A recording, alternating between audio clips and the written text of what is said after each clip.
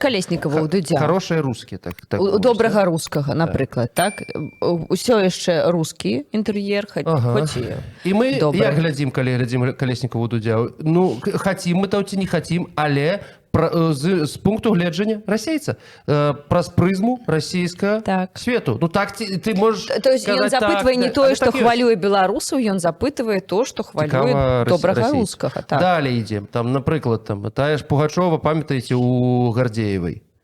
Пугачова да Гардзеева, дзе тут беларуская? Нема беларускага. Але ж па Беларусі я заўсёды назіраю за такім каналам Google такой вышукі ў Беларусі, колькі было вышукаў, дзесяткі тысячаў вышукаў інтэрв'ю Пугачовай у Гардзеевай. То бок беларусы цікавяцца інтэрв'ю вялікай расійскай зоркі у расійскай інтэрв'юеркі. Далей, обычное утро, ось есть такое. Ну, обычное утро ёсць і ёсць, і добра, і дзякуй Богу, але ёсць і брэкфаст-шоу плюшевскі. І таксама у яго, і дождь ёсць. І дождь, колькі там з Беларусі гледачоў. Ці бачыце вы небяспечнасць у гэтым падыходзе? Ну, то бок, гэта можа быць часткай. Мяккай сілы? Да, спланаванай часткай вось такой русіфікацыі. Я думаю, што медыа – гэта адлюстраванне палітычных поглядаў вельмі часта. І калі ў нас пэўная частка людзей не адкрыта падтрымлівае дэмакратычны рух, а, скажам, стаяць на больш нейтральных пазіцыях, альбо застаюцца, зноў ж такі, унутры краіны, і гэта таксама пытанне бяспекі. Не ўсе расійскія ліберальныя медыа прызнаны экстрэмісткімі ў Беларусі, як вы ведаеце, далёка не ўсе, і гэта таксама вельмі важны фактар. Калі можна спажываць нейкі кантэнт з больш бяспечных крыніцаў і пры гэтым усё роўна глядзець на вось гераіню 20-го года, чаму бы не, да? То бок для людзей, якія знаходзяцца ўнутры краіны, гэта абсалютна, мне падаецца, лагічны, напэўна, крок, лагічны, ён укладаецца вось у такія прынцыпы, як бяспека, у першую чаргу, па-другое, вось, напэўна, нейкія палітычныя погляды, зноў ж такі, як пісалі вось артыкул, з якім вы да мяне звярнуліся, мой калега пісаў, Канстанцін Несцяровіч, пра тое, што вельмі часта расійскія ліберальныя медыа, яны не несуць у сабе вельмі шмат палітычных пазіцый, што датычна Беларусі, да? То бок, яны не вельмі так вось грунтоўна абмяркоўваць палітычныя беларускія пытанні, і ў гэтым сэнсе это таксама больш бяспечна. Для людзей, якія хочуць дыстанцавацца ад беларускай павесткі ў сэнсе палітыкі і заставацца ў межах таго, што можна, што бяспечна, у прынцыпе, гэтыя медыа, напэўна, адказваюць на гэтыя патрэбы, у пэўным сэнсе, канешне. Але давайце не забываць пра тое, што ў беларускіх незалежных медыа ўсё ж такі вельмі вялікі ахоп унутры краіны. Сапраўды, я думаю, што ўсім беларускім медыа незалежна варта гэтым ганарыцца, і ёсць розныя даследаванні, якія заміраюць, ну, канкрэтна адно, якое замірала дасягці, якім чынам расійскія ліберальныя медыа дасягаюць сваіх аўдыторый унутры краіны, і таксама такі ж замер быў зроблены на Беларусі. Дык вось, у Беларусі, я, по-мойму, это ўжо ўгадвала калісьці у вас у перадачы, дасяг беларускіх незалежных медыа ледзь не ў 2 разы больше, чым расійскіх у Расію. То бок, да, колькасць праглядаў па такіх вось агульных лічбах, яна можа быць большая, канешне, але давайце не забываць таксама, што расійскія медыа працуюць на першапачаткова нашмат больш высокую, шырокую аўдыторыю, у іх нашмат больш рэсурсаў, наколькі мне вядома. Я думаю, што вы таксама здагадваецеся, што вось і ў Дудзя, і ў Даждзя, і гэтак далей нашмат больш бюджэтаў рознага плану, чым у некаторых беларускіх незалежных каналаў ці медыа. Таму у пэўным сэнсе гэта інфраструктурнае тлумачэнне, да, проста ёсць больш рэсурсаў. У другім сэнсе гэта пытанне бяспекі і такой палітычнага выбару, напэўна, трымаць дыстанцыю. І трэцяе, я думаю, што проста расійскія медыа таксама хочуць штосьці яшчэ асвятляць, акрамя сваіх пытанняў, бо таксама ёсць пытанні ўнутры Расіі, якія паказваюць, што аўдыторыя іх вельмі моцна стамілася ад сітуацыі, ад вайны ва ўкраіне, канешне, у сэнсе таго, як часта яна пакрываецца, асвятляецца ў расійскіх незалежных медыа. То бок аўдыторыя медыа таксама выгарае. і зараз я кажу зноў ж таки пра расійскую аўдыторыю незалежных медый. Калі яны пастаянна выгараюць, ну магчыма ім таксама хочацца пачытаць штосьці пра сітуацыю ў іншых краінах і даведацца ўсё ж таки, што там адбываецца. Давайте не забываць таксама, што 2020 год стаў для нейкай часткі расійскіх ліберальных чытачоў такім натхненнем. Шмат казалі пра тое, што вось у расіян няма сваёй Ціхановскай, а вось Маша Калеснікава наша гераіня і гэтак далей, і прыклад. Таму я бы сказала, што тут частка тлумачэння, чаму так увогуле, чаму такі контент з'яўляецца ў расійскіх медыа, это таксама таму, што хутчэй за ўсё расійскім лібералам ці аўдыторыі расійскіх ліберальных медыа цікава чытаць пра сітуацыю ў Беларусі. Які это эфект мае на беларускую аўдыторыю? Зноў жа такі, ну, простое, што... Ну, давайте. Дрэнны эфект, таму што Марыя Калеснікава, яна цудоўна упісваецца ў парадыгму уяўлення о свеце хорошых русскіх, так называю. Яны што хацяць? Яны хацяць, каб вайна остановилась. Ну, дуть вось это, так, напрыклад. Все, вайна остановилась. Хачу, як было. Хачу вось Москву до 22-го года. Хачу хадзіць на патрыкі. Все як было павінна быць. І Марыя Калеснікава кажа, ну так, ну мы што хацім? Вяртанне да нармальнасці. Гэта адна парадыгма з расійскім светам. Я такого не хачу. Я не хачу, каб было ўсё як было. Не, 100 гадоў не трэба. І вось у гэтым я бачу небяспечнасць. Небяспечнасць таго, што гэтыя наратывы, яны больш усё ж такі расійскія. Ну, давайте поверимся, все як было, как все не было. Стоп война, это вось путинская война. Мяне это, ну, турбуе. Леся, як вам падаецца, а мы з добрымі рускімі разумеем адзін аднаго? Мы на адзінай мове размаўляем, калі мы на расійскай размаўляем увогуле? Я думаю, Костя не. Але Маша, відавочна, так. Я думаю, ну, што... Про то і кажу. Вось это тое, што акурат Костя зараз сказаў, што... Ці небяспечна это для краіны нашай, для Беларусі? Вось што я хачу запытаць. Я думаю, глядзіце, што гэта крышачку памылкова казаць, што это толькі Маша, ці гэта толькі Віктар Бабарыка маюць такую синхронизацию з наратывамі расійскай ліберальнай аўдыторыі ці расійскіх ліберальных медыа. На жаль, ці проста адлюстраванне рэальнасці крыху іншае, да? Яно ў тым, што беларускай аўдыторыі таксама гэта падабаецца.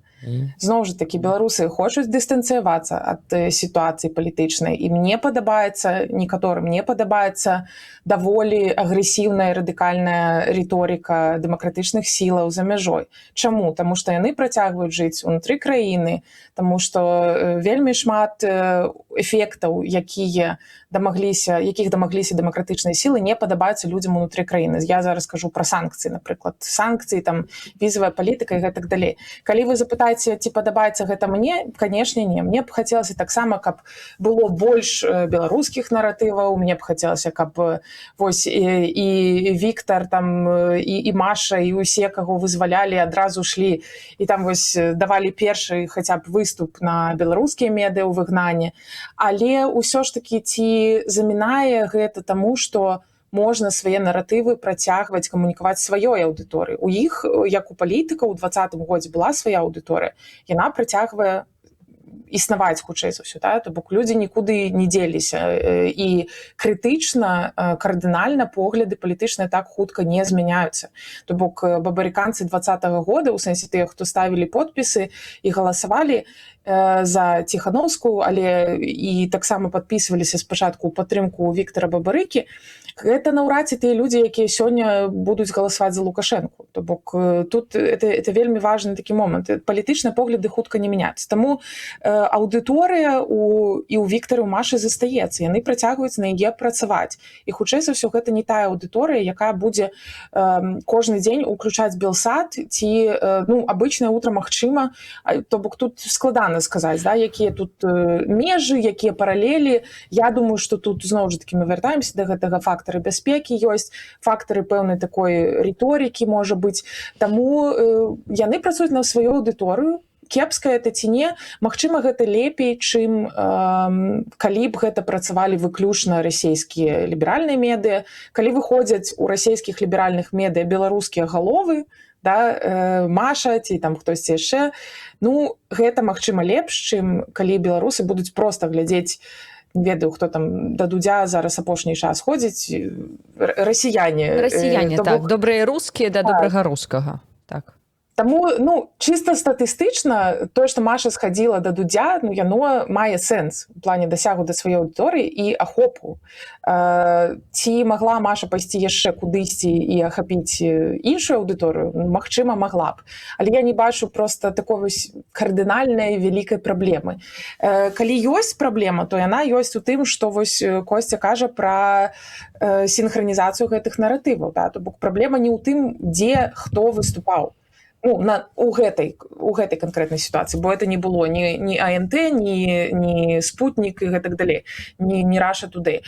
Гэта было ўсё ж такі больш-менш прымальная платформа была, і пытанне, зноў жа такі, не да платформы. Я думаю, што пытанне ў наратывах саміх. Проста мы за нейкі час за мяжой даволі моцна, ну, давайте скажем так, у параўнанні з беларусамі ўнутры краіны, радыкалізаваліся. Прычым, што гэта не радыкальныя погляды, гэта проста погляды, якія аддаліліся ад беларусаў унутры краіны.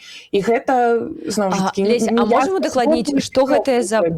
Прабачце, калі ласка, што гэта за погляды? Што беларусы унутры краіны, на ваш погляд, лічаць радыкальнымі ў нашай рыторыцы, у тым, што мы кажам і як мы кажам?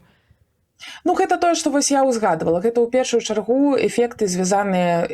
Ну, то бок, калі мы кажам пра нейкія эфекты, якія ўзнікаюць з рыторыкі, хутчэй за ўсё, вось менавіта па гэтых лініях будзе праходзіць размежаванне, да, больш радыкальнае, менш радыкальнае. Я думаю, так, я думаю, што это першую чаргу санкцыйныя пытанні, канешне.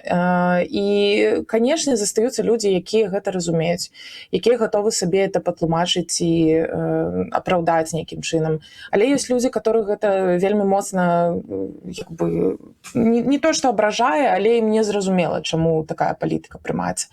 Это звязана таксама з абмежаваннямі на паездкі паміж краінамі, тому што вы ж ведаеце, што не ўсе гатовы выстройваць гэту вялікую лагічны ланцужок, да, пра тое, а чаму гэтыя санкцыі ўводзяцца, а чаму сёння беларусы не могуць так ездзіць. Таму што людзям трэба хуткае тлумачэнне, і калі ў краіне зацэнзуравана інфармацыйная прастора, і для гэтага хуткага тлумачэння трэба ўключыць VPN, знайсці канал, які пра гэта патлумачыць, сітуацыя становіцца вельмі складанай. Зноў жа такі, пра свабоду слова мы пакуль што не кажам, а дзяржаўныя медыа не тое, што вельмі празрыста пра гэта кажуць. Таму застаецца вельмі просты ланцужок. У 2020 годзе не было санкцый, што змянілася з 2020 года, дэмакратычныя сілы прыйшлі, з'ехалі, вось тут наказалі розных радыкальных рэчаў, і цяпер санкцыі. То бок людзі не ўсе маюць проста магчымасць зрабіць гэтую факт-чек, а некаторыя проста больш эмацыйна рэагуюць. Мне складана патлумачыць усе схемы і шляхі, як гэта канкрэтна можа здарацца, але факт застаецца фактам. Усё больш людзей незадаволены гэтай сітуацыяй з санкцыямі, і пры гэтым я скажу, што это не значыць, што беларусы гатовы здаваць свае каштоўнасці, бо каштоўнасці прынцыпова па тых апытаннях, што мы маем, застаюцца мінулымі, такімі, як і былі. Давайте про радыкалізм ўсё ж такі, пра гэты палітычны радыкалізм, перш за ўсё, так?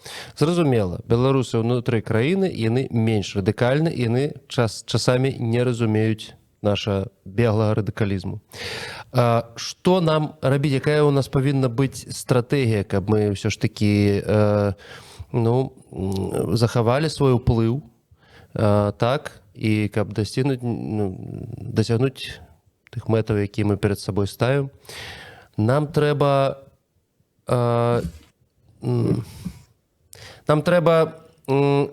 беларусаў унутры краіны набліжаць да сваёй пазіцыі радыкальнай, як ім падаецца. Ці наадварот, нам трэба самім наблізіцца да беларусаў краіны і крыху зменшыць напор сваёй рыторыкі. Больш мяккімі стаць. Так, вось як тут правільна, але пры гэтым мы тады адказваемся ад сваіх некаторых прынцыпаў. Костя зараз апісваеце вось менавіта лінію, па якой разыходзяцца дэмакратычныя сілы беларускія. Частка абірае рабіць сваю прамоцыю сваіх каштоўнасцяў, сваіх нейкіх бачанняў будучыні, частка абірае наблізіцца да аўдыторыі. Я асабіста не буду кансультаваць зараз ніякімі ідэямі, я просто магу сказаць, што я разумею і тую пазіцыю, таму што проста наблізіцца да людзей вельмі часта можа прывесці да таго, што праз некалькі год, стоячы на падобных пазіцыях, можна ўсё ж такі будзе прасцей гэтых людзей пераканаць у нейкіх будучых зменах, у патрэбе, не ведаю, адзінай беларускай мовы ці адзінага БШБ-сцяга. То бок, калі да іх наблізімся мы, зараз это вельмі кепска гучыць, калі беларускія дэмакратычныя сілы наблізяцца да людзей унутры краіны, да свайго электарата, ну вось магчыма, тады у будучыні ўзнікне такое вакенца, у яком можна будзе гэтых людзей бліжэй на бок дэмакратычных каштоўнасцяў пасунуць. Калі адбываецца наадварот, да, то бок это некая вось прынцыпова стаім на сваіх пазіцыях, ну, адпаведна, напэўна, трэба быць гатовымі губляць частку аўдыторыі.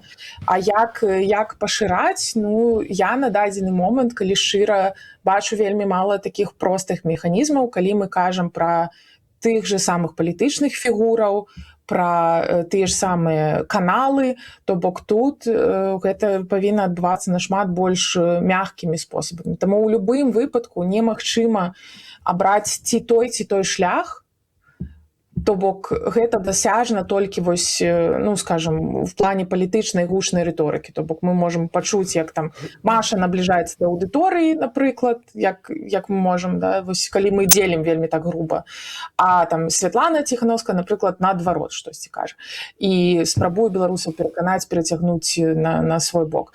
То бок гэта могуць быць розныя, дыяметрычна розныя пазіцыі, але мэта ў іх усё роўна хутчэй за ўсё адна, таму што большасць вось гэтых сувязяў, да, выбудовы гэтых мосцікаў камунікацыйных, яна адбываецца, канешне, не праз вялікіх палітычных лідараў, як мне падаецца. Яна на дадзеным этапе ва ўмовах вось таго, што ў нас проста няма фізічнай сувязі у большасці з людзей за мяжой, якія актыўна займаюць пазіцыю, публічна выступаюць, няма такіх наўпрост пастаянных сувязяў з людзьмі ўнутры краіны, ну і ўвогуле жывуць людзі даволі адарвана, да? Цяжка дабірацца праз межы адно да аднаго, і гэта проста ускладняе вось гэтую сетку звычайных сувязяў, людзей паміж людзьмі, сем'і паміж сем'ямі і сябры паміж сябрамі. Таму это ўсё даволі складана, але гэта вельмі важны ланцуг, які, мне падаецца, можа наладзіць гэтыя сувязі. І тут ужо і той бок павінны рабіць крокі адзін аднаму насустрач. Таму я не думаю, што тут хтосьці вам параіць адзін канкрэтны механізм ці адзін канкрэтны спосаб таго, як увогуле правільна з гэтым абыходзіцца, ці то падстройвацца пад меркаванне беларусаў унутры краіны і потым неяк спрабаваць іх пераканаць у новых каштоўнасцях, альбо ўсё ж такі губляць частку аўдыторыі, ну і чакаць, пакуль з'явіцца новае вакно магчымасцяў, калі гэтыя, ну, як бы фігуры палітычныя, якія стануць зноў прывабнымі для гэтых людзей унутры краіны. То бок тут, я думаю, што будзе вельмі дзіўна, калі хтосьці вам скажа, што ёсць адзін правільны спосаб. Я думаю, што ёсць у дэмакратычных сілах і такі падыход, але ёсць таксама вельмі шмат працэсаў, якія адбываюцца ў інфармацыйнай прасторы. Інфармацыйная прастора адзіная, увогуле сувязь такая пастаянная. Таму тое, што вы робіце, вось вы акурат падтрымліваеце таксама гэтую сувязь. Это вельмі важна. У нас так, Медусова набліжаецца да беларусаў, а я аддаляюся. І ўсё працуе. Дэмакратыя. Слухайте, мы абмяркоўвалі з вами вот такую мяккую сілу рускага... А я буду на фоне так. Не, дык ты...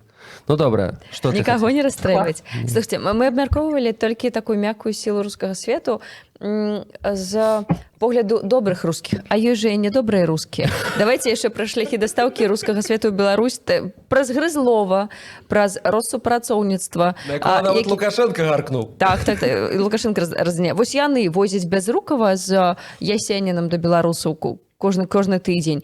Вось гэта страшна, колькі грошаў яны ў гэта ўкладаюць. І гэта настолькі тапорна, што... І гэта ціхенька, вось яны так прасоўваць гэты рускі свет. Ну, Россупрацоўніцтва... Бязрукава. Ну не, слухай, гэта ўсё ж такі яны не транспаранты СВО вязуць, а Ясеніна з Бязрукавым. Гэта ўсё ж такі мяккая сіла. Вось як гэта ўплывае на Беларусь, на беларусаў унутры краіны? Дарэчы, вы, калі ласка, адказваеце, а я пакажу постер. Грышка Заронак тут праграму зрабіў.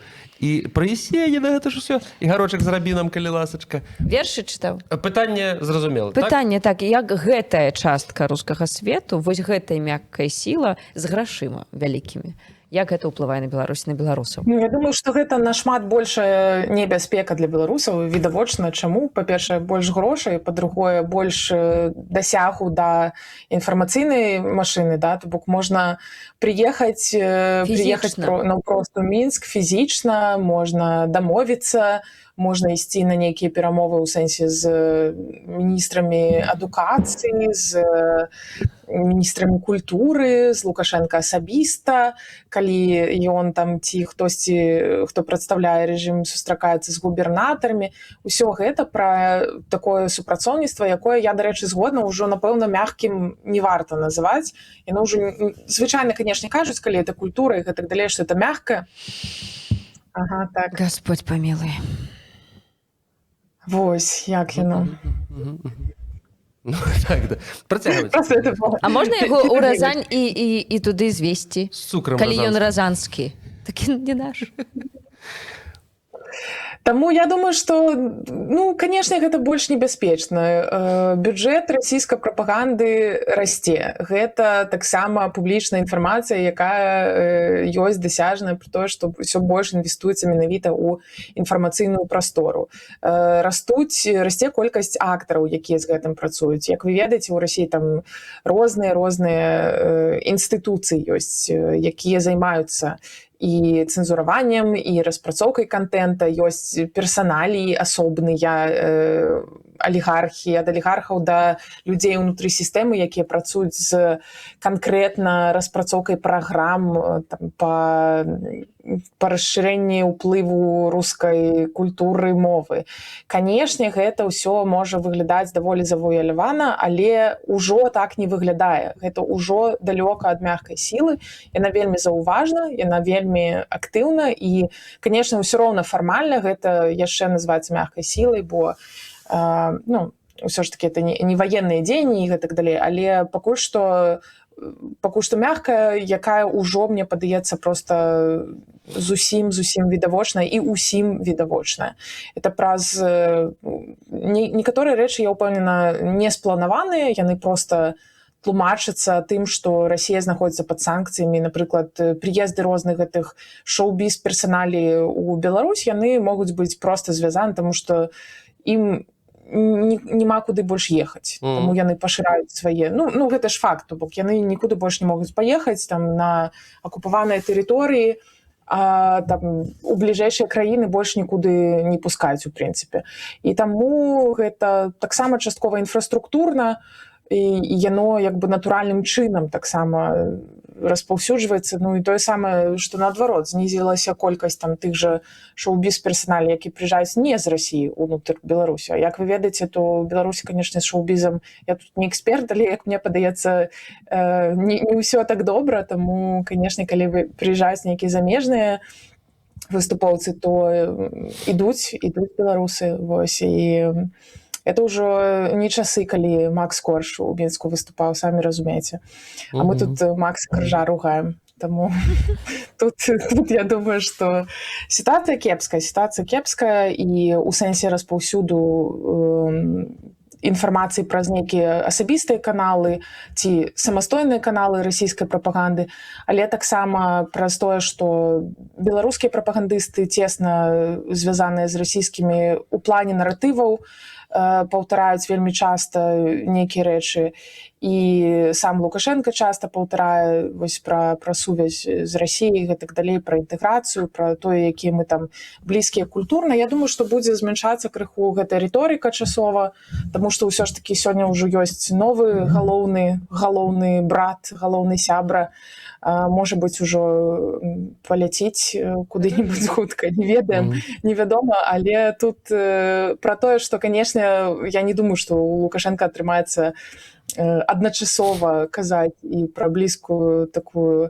сувязь з Пуціным і з Трампам. Хутчэй за ўсё, што тут будзе такая вядомая нам ужо манёвры, маніпуляцыі, ці там адзін раз да таго, вот зараз такі перыяд, што адзін раз выгодна сказаць штосьці ў падтрымку Трампа, і праз нейкі час зноў ужо будзе Пуцін галоўным. Ну, Александр Григорьевич заўсёды любіў тройнічкі, это ж нармальная історыя. Калі справа, слева. Як казаў адзін мой знаёмы, такі просты хлопец, пад нагу 2 ствалы. Вот, Александр Григорьевич это вельмі любіць. Скажыце, калі ласка, а вось тое, што ён Грызлову там про Россотрудничество. Не трэба нам, что вы тут носите с этим Россотрудничеством? Не надо белорусов примушать любить Россию. Это не надо. Нам экономику давай. Лепей сувязь эканамічная. Ну, дык гэта у Александра Григорьевича што загаварыла? Яго на это, як так сказать, гнуснае нутро, якое бескарыстна любіць деньги, ці нейкая беларускасць усё ж такі, калі ён кажа, не трэба тут нам насіцца з Россату, так мягонько так. Ну, не мне падаецца, это альбо нейкая палітычная біпалярка, калі адзін дзень з аднымі, другі дзень з другімі, альбо это просто тое, што ён звычайна і трансляваў, то бок доўгі час же была гэта рыторыка пра тое, што я там адзіны гарант незалежнасці, суверэнітэту, это ўсё было вельмі актуальна да 22 году, пакуль не пачалася актыўная падтрымка Расіі ў агрэсіі супраць Украіны. Гэта абсалютна была натуральная для Лукашэнкі рыторыка. Так, мы хочам сябраваць, але у нас ёсць там свая культура, у нас ёсць нейкія свае межы. Як канкрэтна гэтыя межы праводзяцца, напэўна, залежыць дзень ад дня ці месяц ад месяца, які настрой. Вы памятаеце, што нават не так даўно быў выступ Лукашэнкі часткова па-беларуску, і розныя такія перыядычна рэчы адбываюцца, таму мне падаецца, што ў яго проста хістанне такое перыядычна ёсць, калі ён, можа быць, адчувае, што ёсць такі дастаткова моцны ціск. Вось. І, зноў ж такі, я вам это ўжо казала ў шмат такіх эфірах, мне складана гадаць логіку Лукашенка. Гэта як бы стары чалавек, які вельмі даўно ў сваёй прафесіі не заўсёды паказваў сябе самым рацыянальным, таму мне тут складана патлумачыць, чаму менавіта так атрымліваецца. Мая версія адзіная, зноў ж такі, вось гэта ўсё ж такі гэтая спроба вярнуцца да мадэлі балансавання і сядзення на 2 стульях, так, калі мы і адтуль хочам нейкія плюшкі атрымаць. Таму гэта вось адзінае, што тут можа быць лагічным, пры тым, што гэта выглядае вельмі смешна, бо все ўжо даўно зразумелі, што так адбываецца, пра гэта даўно кажуць, і я думаю, што ўжо большасць нават у гэта не верыць. Я маю на ўвазе зараз палітыкаў, якія чуюць гэтыя абяцанкі, гэтыя заляцанкі пра дружбу і пра братства і гэтак далей. То бок тут зноў жа такі складана гадаць. Я думаю, што проста яно будзе так працягвацца, пакуль так можна, ён так і будзе рабіць. А так можна, пакуль не падохне. Можна. Дзякуй вам вялікі. Дзякуй вялікі і за працу, і за размову. Так, вельмі цікава, не вельмі аптымістычны і такі... На жаль, так. Невясёлы этэр, але ж вельмі важна. Мы зараз развітаемся і перайдзем на расійскую мову. А можа і не перайдзем? Перайдзем. Не? Расійскі свет. До конца эфира на беларускай мове. Всё, колькі там 5 хвілін. Добра, дзякуй вам. Дзякуй вялікі, да сустрэчы ў этэры. Пока.